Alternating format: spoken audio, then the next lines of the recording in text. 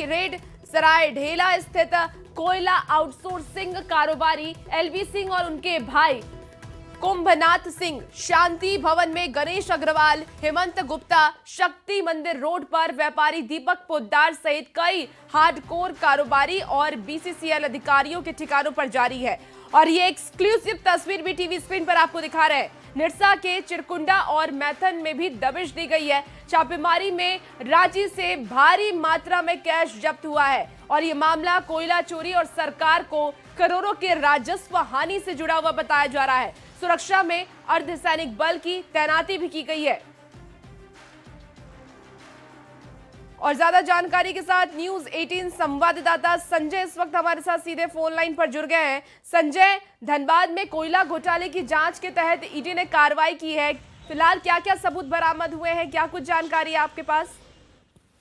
बता दें कि धनबाद के 18 ठिकानों में जो बताए जा रहे हैं कि ईडी ने एक साथ जो है सो आले सुबाही दबिश दी और इसमें सबसे बड़ा नाम जो है सो एलवी सिंह और कुंभनाथ सिंह जो उनके सगे भाई है उनके आवास पर पहुंची थे। और इसके अलावा गणेश अग्रवाल, हेमंत गुप्ता, दीपक पोद्दार, अनिल गोयल जैसे कई नामी जो कोयला व्यवसायी है उनके यहाँ पहुंचे थे और वहां पर दबिश दी है। जो बताया जा रहा है कि एलवी सिंह के यहाँ जब छापेमारी करने के लिए ईडी की टीम पहुंची तो उन्हें व्यवधान डालने को लेकर अपने यहाँ जो पालतू कुत्ते रखे उसे भी बीच जो घर में छोड़ दिया गया ताकि ईडी की टीम जो है तो वहां पर नहीं पहुंच सके। वही बताया जा रहा है कि जब तक इतना समय ईडी की एलवी सिंह को मिला तब तक कई इलेक्ट्रॉनिक डिवाइस के डेटा को भी जो है तो उन्होंने डिलीट कर दिया। लेकिन ये भी सूत्र बता रहे हैं कि कई अहम दस्तावेज, इलेक्ट्रॉनिक दस्तावेज और साथ ही साथ जो है तो कैश की भी बरामदगी एलवी सिंह के यहाँ हुई है। और इसके साथ जो बीसीसीएल के कई अधिकारी है उनके आवास में भी ईडी की टीम जो है तो दबिश दी है। पूरा मामला बताया जा रहा है कि कोयला स्कैम और तस्करी से जुड़ा हुआ है और जिसमें कि राजस्व की एक बड़ी चोरी हुई है। और हो सकता है कि जब ईडी की टीम को भारी मात्रा में कैश मिलेगी उसके बाद इनकम टैक्स विभाग भी इस मामले में कहीं ना कहीं जो प्रवेश करेंगे। फिलहाल इंतजार करना होगा कि ईडी की टीम को क्या कुछ हाथ लगी है। लेकिन ये तो स्पष्ट है कि कोयले के स्कैम को लेकर ईडी की जो दबिश पड़ी है और एक साथ 18 जगहों पर यह दबिश पड़ी है तो कहीं ना कहीं अवैध कोयला कारोबार से जुड़े हुए जो भी कारोबारी है चाहे बड़े नाम हो या फिर अन्य कोई भी हो उन पर हड़कंप जरूर मचा हुआ है। कहीं ना कहीं सफेद पोस्ट और कई लोगों की संलिप्तता इसमें हो सकती है। लेकिन ईडी की टीम को क्या कुछ हाथ लगती है ये अब इंतजार करना होगा। लेकिन इस मामले में संजय बिल्कुल, क्या ये कार्रवाई सीधे तौर पर बीसीसीएल टेंडर घोटाले से जुड़ी हुई है? इसमें कई अहम मामले हो सकते हैं कि कोयला आउटसोर्सिंग की जो टेंडर होती है उससे जुड़ा हुआ हो सकता है, बीसीसीएल में जो टेंडर निकलती है उससे जुड़ा हुआ हो सकता है और साथ ही साथ बीसीसीएल में जो आउटसोर्सिंग कंपनियां होती है वो जो है तो कोयला बीसीसीएल को ना देकर उसका जो स्मगलिंग तस्करी करते हैं उससे भी जुड़ा हुआ हो सकता है। ईडी की टीम कई मामलों की जांच कर रही है और उस जांच में ईडी को क्या कुछ हाथ लगे ये तो स्पष्ट नहीं हो पाया। लेकिन इस जांच कार्रवाई से कहीं ना कहीं जो इससे जुड़े हुए लोग हैं चाहे वो बड़े नाम हो या सफेद पोस्ट हो या कई अहम बड़े कोयला व्यवसायी जो कि दिखाने के लिए जो है तो सफेद तरीके से कोयला का काम करते हैं लेकिन पर्दे के पीछे उनका जो असल काम होता है कोयला तस्करी वो होता है। उन पर यह हड़कंप मचा हुआ है। फिलहाल ये भी बताया जा रहा है कि कैश की भी बरामदगी हुई है और कितना कैश मिला है ये तो स्पष्ट नहीं हुआ। लेकिन ईडी की इस दबिश से कोयलांचल धनबाद की जो है कोयले की राजधानी जिसे कहते हैं वहां पर सरगर्मी इस ठंड में भी तेज हो गई है। जी संजय, क्या ईडी ने जो आज छापेमारी की है इसके बाद गिरफ्तारी की संभावना है? आगे का क्या रोड मैप है?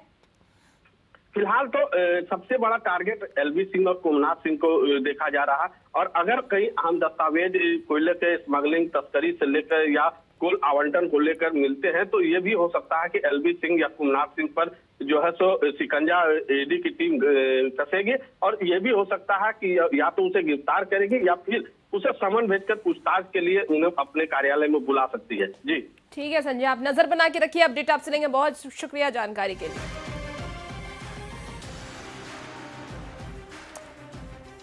देखिए, धनबाद में कोयला का बड़ा माफिया कोयले के कारोबार में ठेकेदारी करता है और लोडिंग, ट्रांसपोर्ट और खनन कार्य से जुड़ा हुआ है। तो लगातार जिस तरीके से माफियाओं के बारे में हम बात कर रहे हैं, कोल माफिया लाल बहादुर सिंह की हम बात कर रहे हैं, इसके साथ ही हमेशा से जांच एजेंसियों के रडार पर भी वो रहा है। ईडी, आईटी कई बार दबिश दे चुकी है उसके ठिकानों पर। कई बैंक खातों को पहले भी सील किया जा चुका है। करोड़ों की काली कमाई के सबूत भी मिले हैं। टैक्स चोरी, बेनामी संपत्ति जमा करने के आरोप भी उनके ऊपर लगातार लगते रहे हैं। राजनीति के रसूखदारों तक गहरी पैठ वो रखते हैं। तो देखिए, ये लाल बहादुर सिंह है जिनके ऊपर पहले भी आरोप लग चुके हैं और एक बार फिर से इनका नाम सामने आ रहा है। जो जानकारी अब तक सामने आई है, धनबाद में कोयला का एक बड़ा माफिया चलता है और उस माफिया के सरगना इनको माना जा रहा है। कोयले के कारोबार में ठेकेदारी का ये काम करते हैं। लोडिंग, ट्रांसपोर्ट और खनन कार्य से जुड़ा इनका काम है और हमेशा से जांच एजेंसियों की रडार पर ही रहे हैं। चाहे हम ईडी की बात कर लें, आईटी की बात कर लें, कई बार इनके ठिकानों पर दबिश दी जा चुकी है। राजनीतिक रूप से अगर देखा जाए तो कई बड़े नेताओं के साथ इनका सांठगांठ भी चलता है। इसके पहले भी कई बैंक खातों को सील इनके बैंक खातों को किया जा चुका है।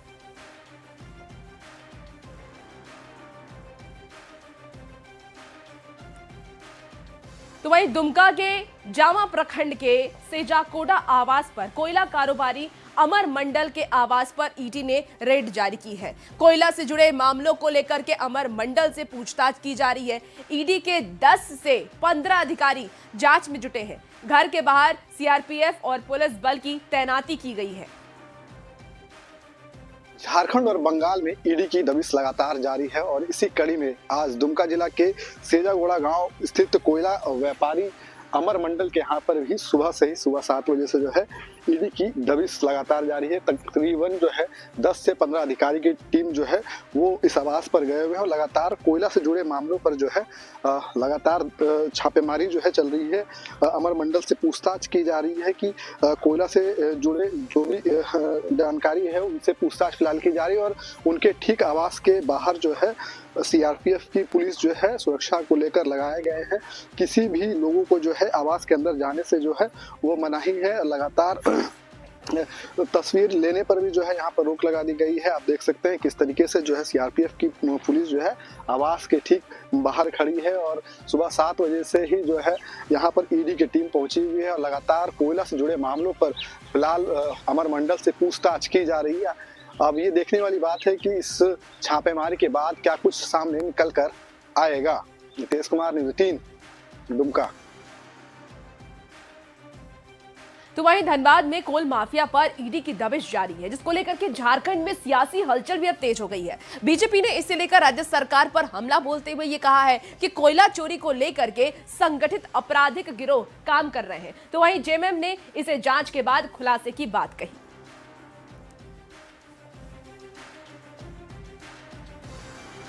तो देखिए, ये 2 तस्वीरें आपको दिखा रहे हैं। ईडी की दबिश के बाद अब बीजेपी ने राज्य सरकार पर सीधे तौर पर हमला बोला है और जांच के बाद मामले का खुलासा होगा, ऐसा जेएमएम का कहना है।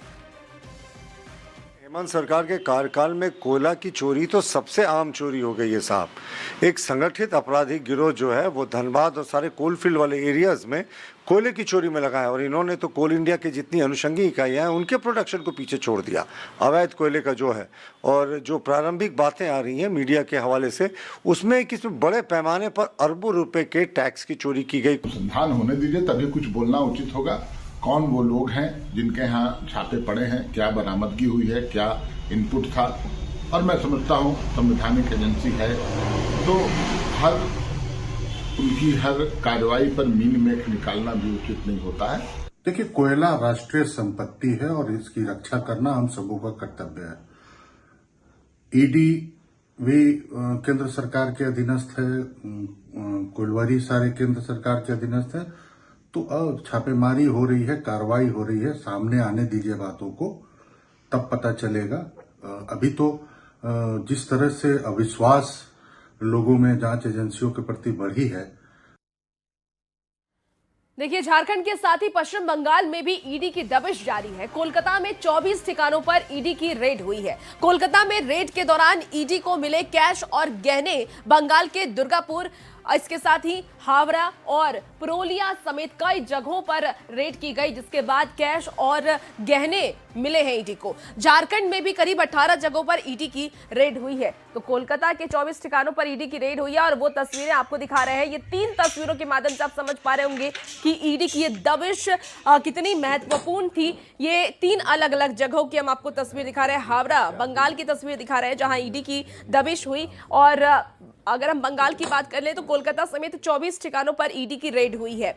और दूसरी तस्वीर देखिए जहां रेड के दौरान कैश और गहने मिले हैं। धनबाद झारखंड में भी ईडी की रेड की गई है और झारखंड की अगर बात कर ले तो 18 जगहों पर ईडी ने आज रेड किया है।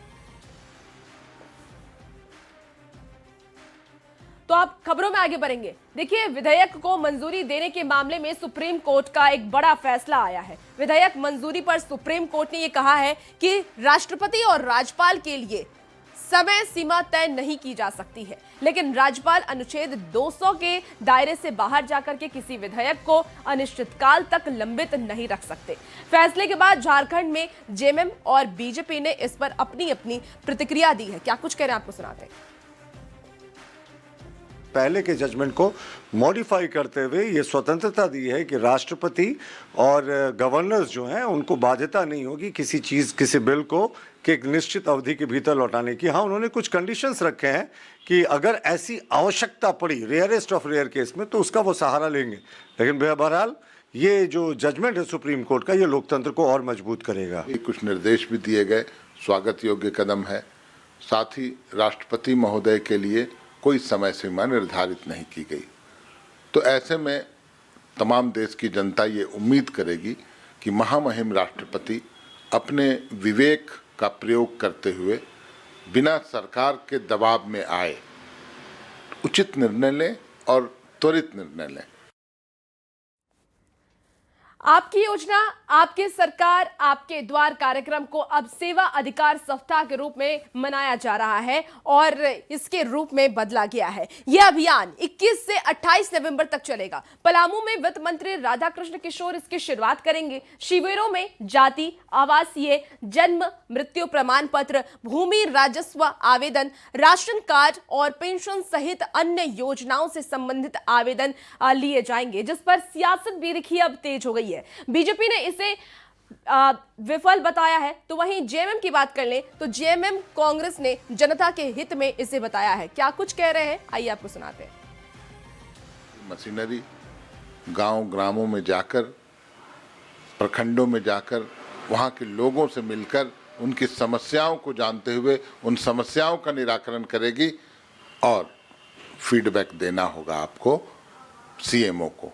माननीय मुख्यमंत्री तमाम पहलुओं पर खुद निगरानी रखे हुए हैं। के नाम बदलने से इनके पुराने पिछले कर्म जो है वो तो नहीं बदलेंगे ना। मैं तो बार बार कहता हूँ, सरकार भूल जाती है अपनी योजना को, फिर गजनी मोड में आकर उसको याद आता है तो फिर शुरू करती है। अब सरकार आपके द्वार को इन्होंने सेवा सप्ताह के रूप में नाम दिया है, सेवा कार्यक्रम का। तो सेवा तो भारतीय जनता पार्टी का पर्यायवाची शब्द होता है, तो उसको इन्होंने चुराने का प्रयास किया। खैर चलिए, हमें इस पर कोई आपत्ति नहीं, लेकिन मुख्यमंत्री जी को ये बताना चाहिए कि जो सरकार आपके द्वार कार्यक्रम था उसमें जो आवेदन आए थे करोड़ों की संख्या में, उसका किस तरीके से निष्पादन हुआ, क्या उनकी शिकायतें दूर हुई? सरकार आपके द्वार कार्यक्रम का स्वरूप बदल करके झारखंड सरकार ने सेवा अधिकार सप्ताह मनाने का निर्णय लिया है। सरकार का मुख्य रूप से उद्देश्य ये है कि हम आम जनता से कैसे ज्यादा से ज्यादा कनेक्ट हों, उनकी समस्याओं को कैसे सुने, उसका समाधान कैसे करें। और रामगढ़ में आपकी योजना, आपकी सरकार, आपके द्वार कार्यक्रम शुरू हो गया है। पतरातू प्रखंड के पीरी पंचायत शिविर में बड़ी संख्या में ग्रामीण पहुंचे, जहां सबसे ज्यादा आवेदन अबुआ आवास और मैया सम्मान योजना के लिए मिले। कई महिलाएं वृद्धा और विधवा पेंशन की मांग को लेकर के भी पहुंची। राशन आधार अपडेट समेत कई सेवाओं के लिए भी आवेदन स्वीकार किए गए। सरकार की महत्वाकांक्षी योजना आपकी सरकार आपके द्वार के कार्यक्रम के तहत पूरा प्रखंड प्रशासन हमारे पीरी पंचायत में आए हुए हैं। जितनी भी तरह की सरकारी योजनाएं हैं, जैसे आधार कार्ड अपडेट करना हो, राशन कार्ड बनाना हो या अपडेट करना हो, आपको जिस तरीके से जाति, आवासीय, आय, मनरेगा की जॉब कार्ड आदि भिन्न भिन्न प्रकार की सारी योजनाओं का निवारण त्वरित यहीं पे पंचायत ऑफिस में ही किया जा रहा है। झारखंड की हेमंत सरकार द्वारा आज से महत्वाकांक्षी आपकी योजना, आपकी सरकार, आपके द्वार कार्यक्रम की शुरुआत की गई है और इस वक्त मैं मौजूद हूँ पतरातू प्रखंड के पीरी पंचायत में। देख सकते हैं बड़ी संख्या में यहाँ पर फरियादी पहुँचे हुए, खासकर महिलाएं यहाँ पर पहुँची हुई, चूँकि आज से ही सेवा अधिकार सप्ताह की शुरुआत की गई है। क्या कुछ लेने यहाँ पर आई हैं महिलाएं, उनसे हम सीधे बात करेंगे। जी लेने आए हैं? ने वृद्धा पेंशन रुकल है बेटा। अच्छा, वृद्धा पेंशन नहीं मिल रहा है? नहीं, 9 महीना से नहीं मिल रहा। 9 महीना से नहीं मिल रहा है। अबुआ आवास के लिए। अबुआ आवास के लिए आई आवेदन देने? हाँ। इससे पहले दी थी आप? नहीं। खाली मैया योजना ला मिल रहा है। हाँ, मैया योजना मिल रहा है। हाँ, रहती अभी अबुआ आवास नहीं मिल रहा है? नहीं मिल रहा है, बहुत पहले से भर रहे कादरा की, इसलिए हम लोग ध्यान देते परेशान हो उसी के लिए आप आई हैं। हाँ। तो मैया सम्मान योजना के लिए आई हैं, कई अबुआ आवास के लिए आई हैं, कई राशन कार्ड बनवाने के लिए यहाँ पर आई हुई हैं। हालांकि आपको बता दें, यहाँ पर मैया सम्मान योजना का आवेदन जरूर लिया जा रहा है, अबुआ आवास का आवेदन जरूर लिया जा रहा है, लेकिन बताया जा रहा है कि यहाँ पर जॉब कार्ड, मनरेगा के तहत जो जॉब कार्ड बनता है या राशन कार्ड जो बनता है उसको लेकर के ज़्यादा आवेदन यहाँ पर पड़ रहे हैं। अब देखना होगा कि जो आपकी योजना, आपकी सरकार, आपके द्वार कार्यक्रम से यहाँ पर शुरुआत की गई है उसका कितना जो है लाभ यहाँ पर स्थानीय लोगों को मिल पाता है। जावेद खान, न्यूज़ 18 रामगढ़। चलिए अब सियासती खबर का रुख करेंगे, जहां घाटशिला उपचुनाव में जीत के बाद जेएमएम के नवनिर्वाचित विधायक सोमेश चंद्र सोरेन ने झारखंड विधानसभा में पद और गोपनीयता की शपथ ली है। और ये तस्वीर भी आपको दिखा रहे हैं, जहां विधानसभा अध्यक्ष रविंद्रनाथ महतो ने उन्हें शपथ दिलाई और इस दौरान जेएमएम के वरिष्ठ नेता भी वहां पर मौजूद रहे उनके समर्थन में। शपथ के साथ ही सोमेश सोरेन ने विधायी जिम्मेदारी संभाल ली है। अब वो विधायक बन गए हैं और देखिए किस तरीके से वो हस्ताक्षर करके अपनी कुर्सी को संभालते नजर आए। पिछले समय देश के अंदर में हो रहे चुनाव के गंभीरता को देखे होंगे और ऐसे परिस्थिति में झारखंड में उपचुनाव के रूप में हो रहा था और ये चुनाव अत्यंत ही जटिल भी था और कठिन भी था और संयोग से जनता जनार्दन का आशीर्वाद सोमेश सोरेन पर पड़ा। मैं सोमेश सोरेन को धन्यवाद देता हूं। सबसे पहले तो मैं ये जीत श्रेय मैं अपने क्षेत्र से जनता को देना चाहूँगा, हेमंत सोरेन जी को और स्टार प्रचारक गाड़ी विधायक श्रीमती कल्पना मुर्मू सोरेन जी को और साथ साथ हमारे जितने भी पार्टी के मंत्रीगण है, विधायकगण है और कार्यकर्तागण है और साथ साथ हमारे महागठबंधन के भी जितने नेतागण और पार्टीगण के सब सदस्यगण है, उनको सबको ये श्रेय दिया जाता है और सबको मैं तहे दिल से अभिनंदन, जोहार और बधाई देना चाहता हूँ। गढ़वा सदर थाना क्षेत्र में प्रेम प्रसंग के शक में परिजनों ने 17 साल के किशोरी की पिटाई कर हत्या कर दी और घटना को छिपाने के लिए परिवार ने शव को जलाने की भी कोशिश की, लेकिन सूचना पर पहुंची पुलिस ने जलती चिता से शव को बरामद कर लिया। पुलिस ने लड़की के पिता और भाई को हिरासत में भी ले लिया है। इसके साथ ही आपको बता दें कि एसडीपीओ ने इसे जघन्य मामला बताते हुए हत्या और साक्ष्य नष्ट करने की धाराओं में कार्रवाई की पुष्टि की। था जिसका मेरे को पता चला तो मैं गया घर पे। 100 गांव है मेरा, एक था इसको मार दिए थे, गिर गई। फिर सदर हॉस्पिटल में हम लाए तो वहाँ पता चला ये डेथ कर गया। इसके बाद मैं गांव में गया, गांव वाला आदमी मेरे को बोला जे तुम जाओ जला दो, नहीं तो पोस्टमार्टम चीर फाड़ हो जाए। 100 गांव से एक सूचना प्राप्त हुई थी कि एक नाबालिग लड़की है, उसको जलाया जा रहा है, उसकी मृत्यु संदेहास्पद स्थिति में हुई है। इस सूचना पर जो है वो पुलिस भेजा गया था, वहां से सभी लोग जो जलाने के लिए गए थे उन लोगों के साथ डेड बॉडी को भी लाया गया है। नाबालिग लड़की है, पूछताछ किया जा रहा है। ठीक। बोकारो में सड़क हादसे में कमी को देखते हुए आज ट्रैफिक पुलिस ने बाइक जागरूकता रैली निकाली। नया मोड़ ट्रैफिक थाना से 4 एसडीपीओ प्रवीण कुमार सिंह और ट्रैफिक डीएसपी विद्याशंकर ने रैली को हरी झंडी दिखाकर रवाना किया। पुलिस जवान ट्रैफिक नियम पालन, शराब पीकर के ड्राइविंग और स्टंट न करने का संदेश देते हुए शहर के विभिन्न इलाकों में लोगों को जागरूक करते नजर आए। पुलिस अधीक्षक महोदय बोकारो, डीसी सर बोकारो के निर्देशानुसार सड़क दुर्घटनाओं में कमी लाने के उद्देश्य से यह जागरूकता अभियान बाइक रैली निकाली जा रही है। हम लोग का पूरे बोकारो जिला प्रशासन का ये प्रयास रहेगा कि सड़क दुर्घटना में जितना कमी ला सके, लोगों की जितनी जान बचा सके, हमारे लिए यह उपलब्धि होगी। जागरूकता उत्पन्न करने के उद्देश्य से बोकारो पुलिस द्वारा यह कार्यक्रम आयोजित किया गया, जिसके तहत नया मोड़ में यातायात थाना से बाइक का काफिला निकलेगा और पत्रकट्टा चौक होते हुए, चेक पोस्ट होते हुए धर्मशाला चौक तक जाएगा, फिर वापस आएगा। इसका मूल उद्देश्य है आम जनता में ट्रैफिक नियमों MD एक्ट 1988 की धाराओं के प्रति जागरूकता करना। गिरिडीह के राजधनवार के अंबाटार में शांति देवी की हत्या मामले में बड़ा खुलासा हुआ है। पुलिस जांच में यह पाया गया कि हत्या उनके पति गंगाधर सिंह ने ही की है और जमीन विवाद में यह हत्या की गई। 13 नवंबर की रात पत्नी का गला काटकर धड़ से अलग कर दिया गया और सिर झाड़ियों में छुपा दिया गया। पुलिस ने आरोपी को गिरफ्तार कर खून से सना हथियार और अन्य सामान भी बरामद किया है। वैज्ञानिक दृष्टिकोण से और मानवीय दृष्टिकोण से और खोजी कुत्ता के दृष्टिकोण से, सभी दृष्टिकोण से और उसके सेल्फ बयान से ये प्रूफ हो चुका है, साबित हो चुका है कि उन्होंने हत्या खुद की है। और इस हत्या का कारण था, बगल में एक ओझा परिवार है, उससे विवाद, जमीन का विवाद चल रहा था।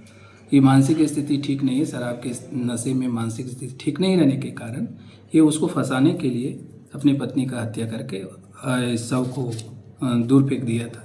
उसका शव शिनाख्त हो गया, हम लोग उस पर गिरफ्तार करके जेल भेजे। और वक्त हो चला एक बेहद ही छोटे से ब्रेक का, जल्द हाजिर होते हैं।